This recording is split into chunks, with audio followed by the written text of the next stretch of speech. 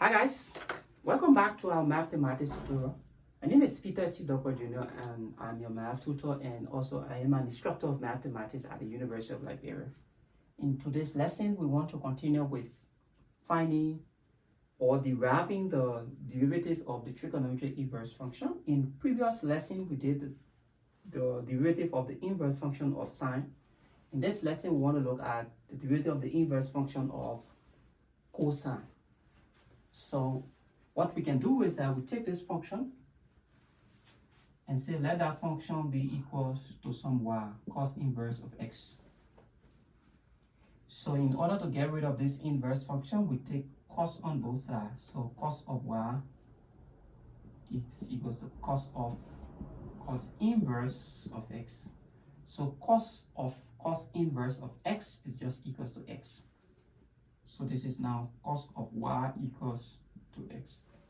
Now we differentiate both sides. The derivative of cos of y is negative sine of y.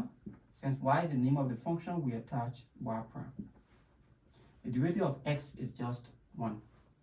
Solve for y prime, divide both sides by minus sine of y minus sine of y. So y prime now becomes minus 1 all over sine of y. So now, what is this sine of y? According to the Pythagorean identity, cos square y plus sine square y is equals to 1. So we can solve for sine of y by making sine of y the subject. So we first make sine square y the subject.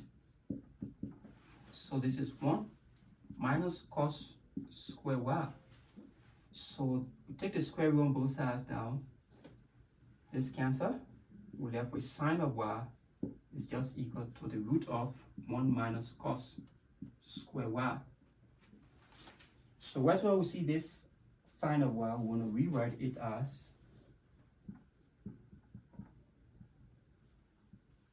the square root of 1 minus cos square y. But what is this? How can we rewrite this cos square y?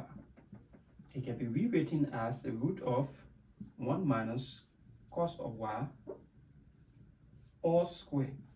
So what is cos of y from the beginning? We have cos of y to be equal to x. So y prime is just equal to minus 1 all over the root of 1 minus x squared. So we say finally, for a general form, d by dx of cos inverse of u would just be equals to minus 1 all over the square root of 1 minus u squared times the derivative of u. So whenever you differentiate the inverse function of cos, you must also differentiate the angle. So thanks ever so much for watching, and in our next lesson we want to look at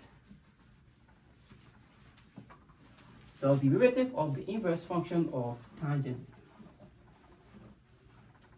So we want to find out